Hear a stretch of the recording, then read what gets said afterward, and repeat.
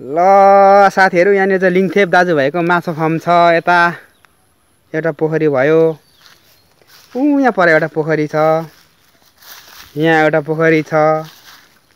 त्यहाँनिर कुखुरा फार्म छ। यहाँ केरै केरा छ। जस हाम्रो दाजुभाइले प्रगति चाहिँ गरेको छ।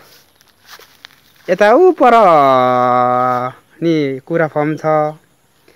यहाँ हाम्रो दाजुले कुखुरा बनाउँदै हुनुहुन्छ। एउटै केही कुखुरा 4 केजी छ भने कत्रो हुँदछ कुखुरा पनि। ल यो चाहिँ मधेसको तरर भन्छ यसलाई। पञ्चायन भन्छ। तरर हैन पञ्चायन भन्छ। यहाँनिर पुरा मधेस अनि के भन्नु घर छैन पर छ खेती छ पुरा। दामी खेती छ। यता रोडहरु बन्दै छ। यहाँ हाम्रो अंकलहरुले केरा टन्नै रोप्नु भएको छ।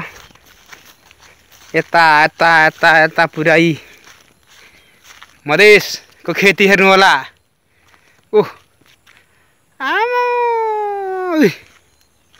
कता छ यस बाटो। यहाँ एउटा सानो माछा पोखरी छ। यहाँनिर चाहिँ माछाको बिउ मसिनो माछा राख्छ अनि ठुलो माछाको पोखरी चाहिँ उहाँ छ। त्यहाँ पर त्यो कुखुरा फार्म छ। केराहरु हेर्नु होला। पुरा यस्तो छ है। दामी छ जस जिन्दगी। तेरिका जस आज यहाँनिर घुम्न आएको रमाइलो रहेछ। अब यता हेर्नु चाहिँ यहाँनिर एउटा घर छ। यो चाहिँ माछा फार्मको लिङथेप दाजुभाइको माछा फार्म कुखुरा फार्मको रुङ्ने घर हो। यता चाहिँ धान पाकिसकेको छ। फेरि यहाँनिर धान पाकिसक्यो। यता नि यस्तो छ। केरा रोप्नु भएको छ। यहाँनिर बोडीहरु टन्नै घिरौला नि फैलिरहेको छ। घिरौला कोलाई मन पर्छ खानु हेर्नु होला। यस्तै छ है। खतरा छ जस माछा फार्म यता छ।